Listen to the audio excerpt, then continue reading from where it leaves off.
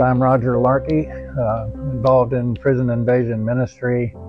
As of this last month, March, I've been doing this for 20 years. Prison invasion ministry is a ministry where we go into the prisons to talk with inmates, to try to share the word of Christ with them. If they're not Christian, then try to lead them to the Lord. If they are Christian, then we're there to encourage them. We have a team right now. It's growing, and I've kind of lost track. I think we probably have around 15 people that are involved in the prison invasion ministry with us. Our primary place where we go is Dick Conner Correctional. It's just north of Hominy, Oklahoma. I've always got the door open to ask if anybody else wants to join me.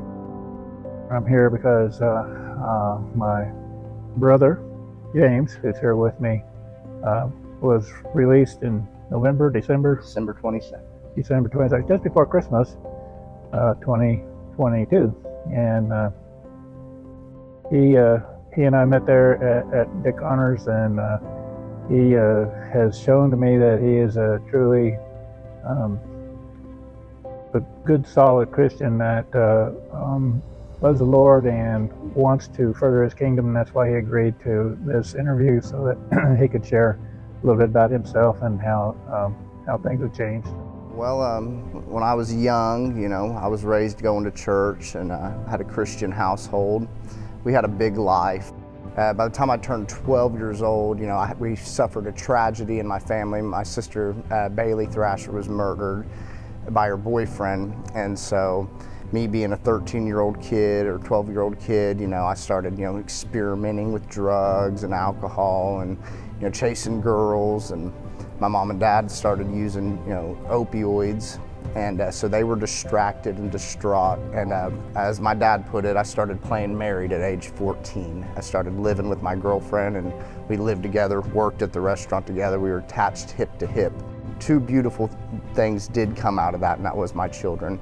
I've been divorced since then, and I've had a lot of drug addiction, a lot of alcohol problems. I've suffered homelessness. I've suffered multiple tragedies. Just the life I've lived has been in the fast lane. It's been real hard. It's been real tough. So it all caught up to me in 2020. I was facing my 4th felony charge over a span of about 3-4 years. And they filed charges on me for child neglect, for having exposure to drugs and alcohol around the kids. And I take full responsibility for what I'd done. And living with that reality, sitting inside of a jail cell after they picked me up on May 19th of 2020, reality really hit hard. And when you get into a jail cell and you get into the dark place and in the corners of your mind, the corners of your life, the corner of whatever prison you're living in, you really start to dig, and you start squirming, you start panicking. And finally, I started hanging around more godly people and getting godly wisdom, because as soon as you go to jail, it seems like the Bible immediately comes out, and it becomes a jailhouse religion.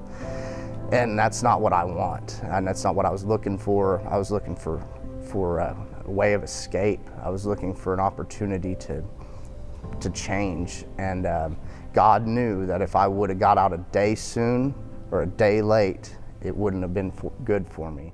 And I thank everybody, every volunteer who ever came into that prison to help us, because they were a bright light. You want to be around something normal, because prison's not normal. Whether you're in a prison right now, in your own mind, at your own house, in your marriage, your relationships, we all have prisons. But the physical prison that I lived in was,